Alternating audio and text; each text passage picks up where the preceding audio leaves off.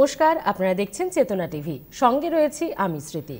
আমাদের জীবনের অঙ্কই হোক বা আমাদের পরীক্ষার খাতার অঙ্ক, কোনো অঙ্কেই সামান্যতম হিসেবের ভুলচুক কিন্তু পুরো হিসেবটাকে ওলটপালট করে দিতে পারে। আর আপনাদের জীবনের অঙ্ক হোক বা কম্পিটিটিভ ফিল্ডের এক্সাম হলের অঙ্ক, কোনোটাতেই যেন কোনো ভুলচুক হিসেবে না হয়, কোনো কিছুই যেন ওলটপালট না হয়, সে কারণেই তো রয়েছে রাইস এডুকেশন এবং অবশ্যই আপনাদের সঙ্গে চেতনা টিভি আপনাদের প্রিপারেশন কমপ্লিট করতে। কারণ মনে রাখতে হবে, আমরা কিন্তু কম্পিটিটিভ ফিল্ডের জন্য প্রিপারেশন নিচ্ছি, যা অন্যান্য সমস্ত পরীক্ষা থেকে অনেক কঠিন। তবে ভয় পেলে বা আতঙ্কিত হলে চলবে না, শুধুমাত্র নিজের চেষ্টা চালিয়ে যেতে হবে। রাইস এডুকেশন তো সঙ্গে রয়েছে এই মুহূর্তে। আর ঠিকই ধরেছেন, আমরা ম্যাথমেটিক্সের ক্লাসে রয়েছি এবং রাইস এডুকেশনের টিচার স্যার বৈদ্যনাথ চ্যাটার্জি আমাদের সঙ্গে রয়েছেন। স্যার নমস্কার। স্যার, কয়েকটা ক্লাস আপনার কাছে আমরা অলরেডি কমপ্লিট করে ফেলেছি, আজও আরেকটা ক্লাস। আজকে টপিক এবং পড়াশোনা সবই চলতে থাকবে, শুরুতেই ক্লাসে চলে যায়। হ্যালো স্টুডেন্টস, আজকে আমাদের টপিক হচ্ছে টাইম অ্যান্ড ডিস্টেন্স। এই টাইম অ্যান্ড ডিস্টেন্সের টপিকটা অলরেডি আমরা একদিন ডিসকাস করেছি, কিন্তু আজকেও আবার ডিসকাস করছি, কারণ এই চ্যাপ্টারের মধ্যে অনেক এমন ইম্পর্টেন্ট থিওরি বা কনসেপ্ট আছে যেগুলো জানা খুবই প্রয়োজন। এবং এই চ্যাপ্টারটা বিভিন্ন কম্পিটিটিভ লেভেল অর্থাৎ WBCS, CGL, bank, railway, IAS, IPS, CDS বিভিন্ন এক্সামিনেশনের জন্য ভেরি ভেরি ইম্পর্ট্যান্ট। এই জন্য এই টপিকের ওপর আজকেও আমরা ডিসকাস করছি। আজকে আমাদের ফার্স্ট কোশ্চেন স্টার্ট করছি এখন। Time and distance. Question number 1. The speed of 3 car 2:3:4. Find the time taken to reach a certain distance.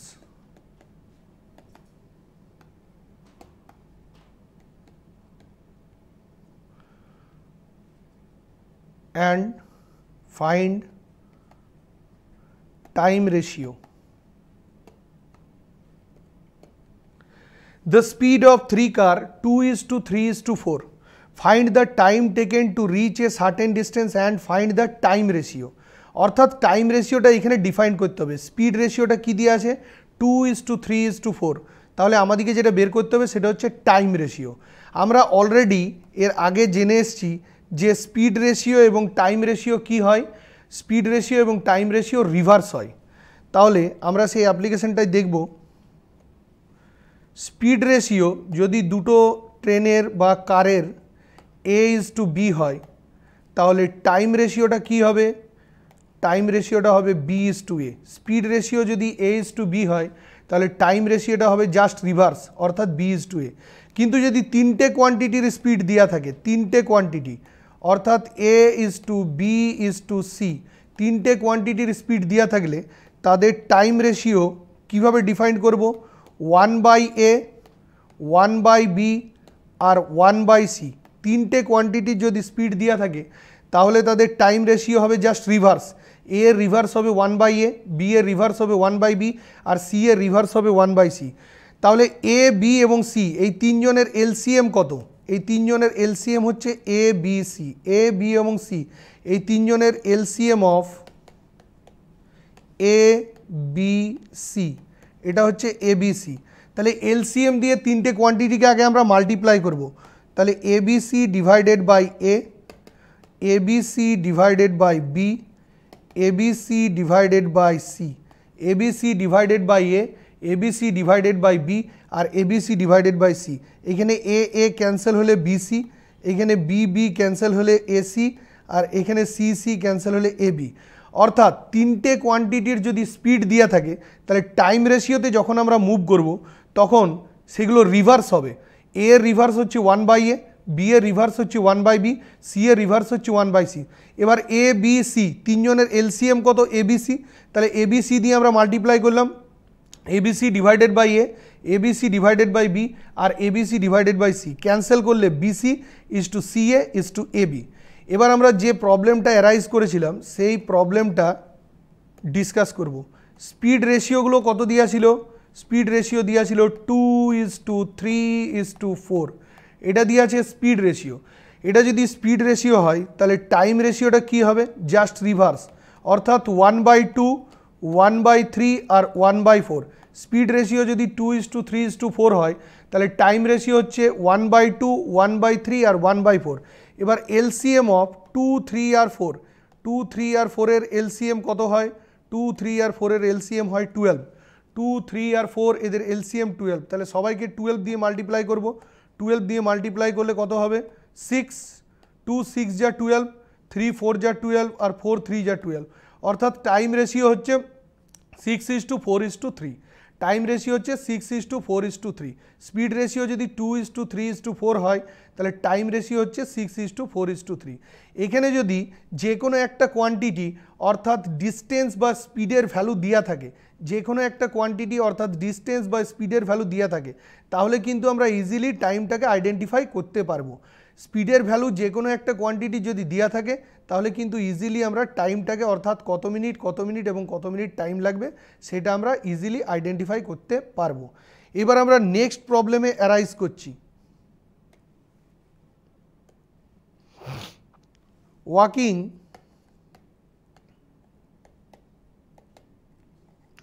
3/5 of his normal speed,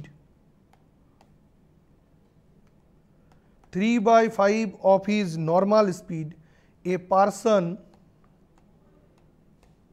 18 minutes late to his office,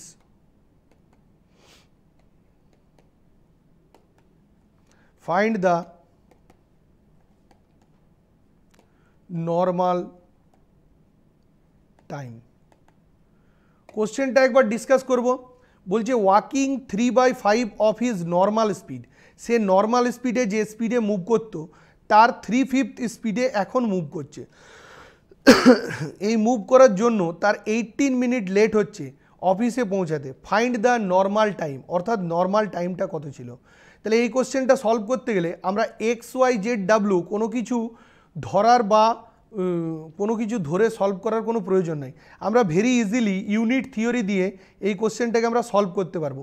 দেখো কিভাবে আমরা solve করবো এটাকে। Normal speed আর new speed, normal speed আর new speed. তাহলে speed রেশিওটাকে প্রথমে আমি ধরে নিলাম normal speed 1 kilometre per hour. প্রথমে আমি ধরে নিলাম নর্মাল স্পিডটা 1 কিলোমিটার পার আওয়ার। তাহলে সে নর্মাল স্পিডের কত স্পিডে মুভ করছে? 3/5। তাহলে নিউ স্পিডটা হবে 3/5 কিলোমিটার পার আওয়ার। নর্মাল স্পিডটাকে আমি ধরে নিলাম 1 কিলোমিটার পার আওয়ার। সে এখন কত স্পিডে মুভ করছে? নর্মাল স্পিডের 3/5, অর্থাৎ 3/5 কিলোমিটার পার আওয়ার। তাহলে স্পিড রেশিও হচ্ছে 1:3/5। এটাকে যদি আমরা ইন্টিজার ফর্মে লিখি তাহলে ক্রস মাল্টিপ্লাই হলে এটা 5:3 হবে। স্পিড রেশিও হচ্ছে 5:3। স্পিড রেশিও যদি 5:3 হয় তাহলে টাইম রেশিওটা কি হবে? 3:5। স্পিড রেশিওটা যদি 5:3 হয় তাহলে টাইম রেশিওটা কি হবে? রিভার্স, অর্থাৎ 3:5। Speed ratio 5:3, time ratio 3:5। ইউনিটের গ্যাপ কত? 3 ইউনিট আর 5 ইউনিট। ইউনিটের গ্যাপ হচ্ছে 2 ইউনিট। এই 2 ইউনিট গ্যাপের জন্য তার ক মিনিট লেট হয়? 2 ইউনিট গ্যাপের জন্য 18 মিনিট লেট হয়। তাহলে 2 ইউনিটের ভ্যালু হচ্ছে 18।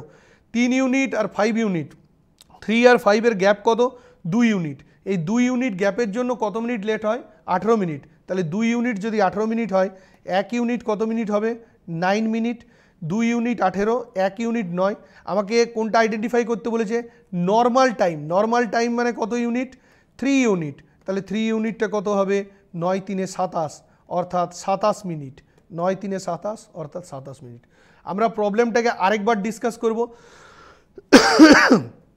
নর্মাল স্পিড আর নিউ স্পিড। স্পিড রেশিওটা কত দিয়ে আছে? স্পিড রেশিওটা আমি ধরে নিলাম প্রথমে normal speed 1 kilometre per hour. Normal speed যদি 1 কিলোমিটার পার আওয়ার হয় তাহলে নিউ স্পিডটা কত, তার 3/5 মুভ করছে, তাহলে 3/5 কিলোমিটার পার আওয়ার। তাহলে স্পিড রেশিওটাকে যদি আমরা ইন্টিজার ফর্মে কনভার্ট করি তাহলে 5:3 হবে। এটা হচ্ছে স্পিড রেশিও। স্পিড রেশিও যদি 5:3 হয় তাহলে টাইম রেশিওটা কত হবে, 3:5। ইউনিটের গ্যাপ কত, কেন 3:5 হলো, কারণ স্পিড রেশিও এবং টাইম রেশিও অলওয়েজ রিভার্স। তাহলে টাইম রেশিওটা হচ্ছে 3:5। ইউনিটের গ্যাপ কত, 2 ইউনিট। তাহলে 2 ইউনিট যদি 18 মিনিট হয় তাহলে 1 ইউনিট হবে 9 minute.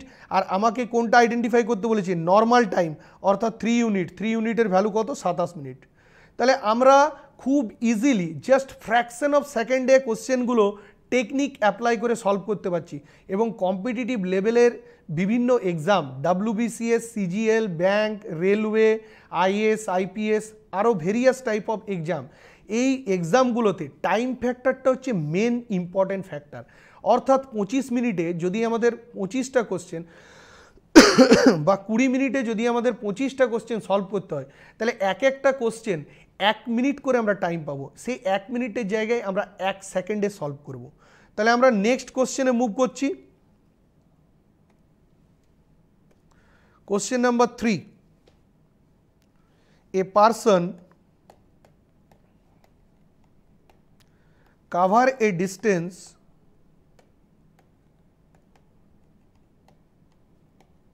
in 24 minutes. A person cover a distance 24 minutes when he run 27 kilometer per hour. A person cover a distance 24 minutes, 24 minute একটা দূরত্ব কভার করছে যখন সে কত স্পিডে দৌড়াচ্ছে, 27 kilometre per hour. Find the speed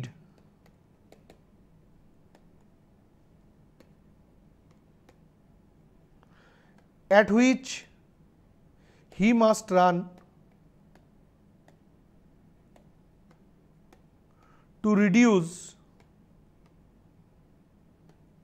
time of journey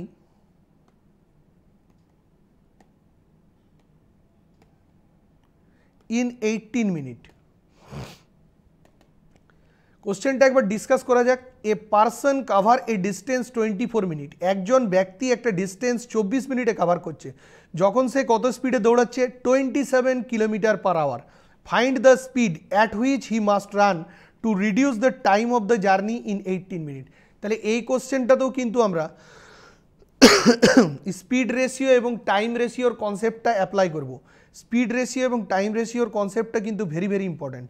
তাহলে প্রথমে speed রেশিওটা কত, স্পিড রেশিও যদি A:B হয় তাহলে টাইম রেশিওটা কি হবে, স্পিড এবং টাইম অলওয়েজ রিভার্স, টাইম রেশিওটা হবে B:A। এখানে যে জিনিসটা দেওয়া আছে সেটা হচ্ছে টাইম রেশিও। প্রথমে টাইম রেশিওটা দেওয়া আছে, আগে টাইমটা কত মিনিট লাগতো আর এখন টাইমটা কত মিনিট লাগছে।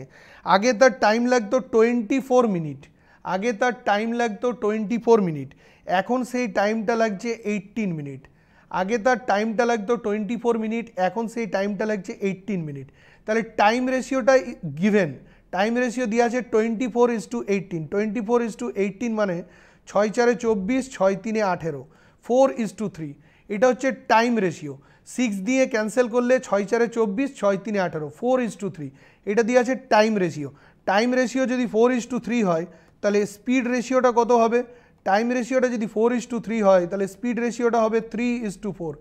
If the time ratio is 4:3 then the speed ratio is 3:4। প্রথমের স্পিডটা কত দিয়ে আছে, প্রথমের স্পিডটা দিয়ে আছে 27। তাহলে 3কে কত দিয়ে মাল্টিপ্লাই করলে 27 হয়, 3কে 9 ইউনিট দিয়ে মাল্টিপ্লাই করলে 27 হয়। 3কে কত দিয়ে মাল্টিপ্লাই করলে 27 হয়, 3কে 9 ইউনিট দিয়ে মাল্টিপ্লাই করলে 27 হয়। তাহলে 3 × 9 হচ্ছে 27। তাহলে 4কে 9 দিয়ে মাল্টিপ্লাই করলে কত হবে, 36। তাহলে প্রথমের স্পিডটা যদি তার 27 কিলোমিটার পার আওয়ার হয়, এখনকার স্পিডটা তার কত হবে, অর্থাৎ অ্যান্সার হচ্ছে 36 কিলোমিটার পার আওয়ার। প্রথমের স্পিডটা যদি তার 27 কিলোমিটার পার আওয়ার হয় তাহলে এখনকার স্পিডটা হবে 36 kilometre per hour. Speed ratio যদি A:B হয় তাহলে টাইম রেশিও কি হবে, B:A। টাইম রেশিওটা কত দিয়ে আছে, আগে টাইমটা লাগতো 24 মিনিট, এখন টাইমটা লাগছে 18 মিনিট। আগে তার টাইম লাগতো 24 মিনিট, এখন তার টাইম লাগছে 18 মিনিট। অর্থাৎ টাইম রেশিওটা দিয়ে আছে 4:3। টাইম রেশিও যদি 4:3 হয় তাহলে স্পিড রেশিওটা কত হবে, স্পিড রেশিও হবে 3:4। এবার 3 ইউনিটকে 27 ইউনিটে কনভার্ট করতে গেলে 3কে 9 দিয়ে মাল্টিপ্লাই করলে 27 ইউনিট হয়, আর 4 ইউনিটকে 9 দিয়ে মাল্টিপ্লাই করলে কত হবে, 36 ইউনিট। 3 ইউনিটকে যদি 9 দিয়ে মাল্টিপ্লাই করি তাহলে 27 হবে, তাহলে 4কে 9 দিয়ে মাল্টিপ্লাই করলে কত হবে, 36, অর্থাৎ অ্যান্সার কত হবে, 36 কিলোমিটার পার আওয়ার। এইবার আমরা নেক্সট কোশ্চেন অর্থাৎ কোশ্চেন নাম্বার 4-এ মুভ করছি। Question number 4, a train 150 meter long passes a tree in 12 seconds. A train 150 meter long passes a tree in 12 seconds. In what time it cross 250 meter long tunnel? কোশ্চেনটা একবার discuss করা যাক। এ train 150 metre long, একটা ট্রেনের length দিয়ে আছে 150 metre, passes a tree 12 second, একটা ট্রিকে 12 সেকেন্ডে ক্রস করছে। In what time it will cross 250 metre long tunnel, অর্থাৎ 250 মিটার লং টানেলকে ক্রস করতে তার কত সময় লাগবে। একটা ট্রেনের লেন্থ দিয়ে আছে 150 মিটার, সেটা একটা ট্রিকে ক্রস করছে 12 সেকেন্ডে, তাহলে কত সময়ে সে 250 মিটার লম্বা একটা টানেলকে ক্রস করবে। একটা ট্রেনের একটা ট্রিকে ক্রস করার অর্থ, একটা ট্রেনের একটা ট্রিকে ক্রস করার অর্থ তার নিজের লেন্থকে ক্রস করা। একটা ট্রেনের একটা ট্রিকে ক্রস করার অর্থ তার নিজের লেন্থকে ক্রস করা। আর যখন সে একটা টানেলকে বা একটা প্ল্যাটফর্মকে বা একটা রেলওয়ে ব্রিজকে ক্রস করবে, তখন নিজের লেন্থ প্লাস টানেলের লেন্থকে ক্রস করবে, নিজের লেন্থ প্লাস টানেলের লেন্থকে ক্রস করবে। তাহলে যখন সে কেবলমাত্র একটা ট্রিকে ক্রস করবে তখন নিজের লেন্থকে ক্রস করবে, কিন্তু যখন সে একটা টানেলকে বা একটা রেলওয়ে ব্রিজকে বা একটা প্ল্যাটফর্মকে ক্রস করবে তখন নিজের লেন্থ প্লাস টানেলের লেন্থ, নিজের লেন্থ প্লাস রেলওয়ে ব্রিজের লেন্থ, নিজের লেন্থ প্লাস প্ল্যাটফর্মের লেন্থকে ক্রস করবে। তাহলে এটা সলভ করা যাক। অ্যান্সার 150 মিটার লং ট্রিকে ক্রস করছে 12 সেকেন্ডে। ট্রিকে ক্রস করা অর্থ নিজের দৈর্ঘ্য ক্রস করা, ট্রিকে ক্রস করার অর্থ নিজের দৈর্ঘ্য ক্রস করা। তাহলে 150 মিটার লং ট্রিকে ক্রস করছে 12 সেকেন্ডে, কিন্তু যখন সে একটা টানেলকে ক্রস করছে তখন 150 মিটার প্লাস 250 মিটার, অর্থাৎ নিজের দৈর্ঘ্য প্লাস টানেলের দৈর্ঘ্য দুটোকেই কিন্তু ক্রস করছে। তাহলে টোটাল হচ্ছে 400 মিটার। তাহলে 400 মিটার লং ক্রস করছে 12 divided by 150 into 400, 12 divided by 150 into 400। এদিকে 0 0 ক্যান্সেল, 3 4 12, 3 5 15, 5 দিয়ে 40কে কাটলে 8, 5 দিয়ে 40কে কাটলে 8, 5 দিয়ে 40কে কাটলে 8, 8 ইন্টু 4 মানে 32, 32 হবে অ্যান্সার। 150 মিটার লম্বা একটা ট্রিকে ক্রস করছে 12 সেকেন্ডে, কিন্তু যখন সে টানেলকে ক্রস করবে অর্থাৎ 150 metre plus 250 metre 400 metre, 400 metre cross করবে 12 ডিভাইডেড বাই 150 ইন্টু 400, অর্থাৎ 32 সেকেন্ড। 32 সেকেন্ডে সে পুরো ইটাকে ক্রস করবে, টানেলটাকে ক্রস করবে। তাহলে ট্রিকে ক্রস করার অর্থ নিজের দৈর্ঘ্য, আর প্ল্যাটফর্মকে ক্রস করার অর্থ নিজের দৈর্ঘ্য প্লাস প্ল্যাটফর্মের দৈর্ঘ্য ক্রস করা। তাহলে টোটাল টাইম হলো 32 সেকেন্ড।